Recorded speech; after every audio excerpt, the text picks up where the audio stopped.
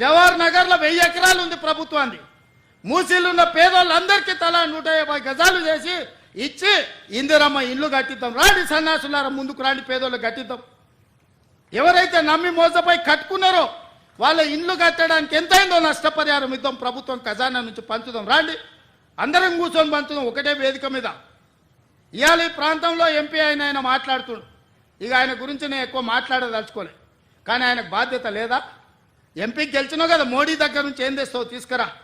గుజరాత్లో అహ్మదాబాద్లో Sabarmati river front Narendra Modi కట్టుకోవచ్చు అంట, కానీ నరేంద్ర మోడీకి ఊడిగం చేస్తాడంటే కానీ మూసీ రివర్ ఫ్రంట్ మాత్రం తెలంగాణలో కట్టొద్దంట. ఏం న్యాయమా ఇది? ఇక్కడ ఉన్న ప్రజలే కాదు, నువ్వు కూడా బతకనీకి వచ్చినోనివే. నువ్వు బతకనీకి వచ్చినావు, ఓట్లు వేయించుకున్నావు, ఎంపీ అయినావు. కానీ వాళ్ళు మాత్రం మూసీలు అదే మురికి కూపంలో ఉండాలనా? వాళ్ళందరినీ చక్కదిద్దాల్సిన బాధ్యత నీకు లేదా? రా, ఈటల రాజేందర్ ఇద్దరం కలిసి మోడీ దగ్గరికి పోదాం. పోయి 25,000 కోట్లు తీసుకొద్దా, మూసీలు ఉన్న పేదోళ్ళకి పంచి పెడదాం, ఇల్లు కట్టిద్దాం, డబుల్ బెడ్రూమ్ ఇల్లు కాదు మంచి కాలనీలు కట్టిద్దాం. వాళ్ళకు 40 లక్షల కోట్ల బడ్జెట్ ఉంది కదా మోడీ దగ్గర.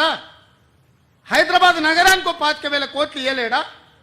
చేబెల్ల మీరే గెలుస్తారు, సికింద్రాబాద్ మీరే గెలుస్తారు, మల్కాజ్గిరి మీరే గెలుస్తారు, మెదక్ మీరే గెలుస్తారు, నగరం చుట్టూతో మొత్తం మీరే గెలిచింది కదా ఈటల రాజేందర్ గారు.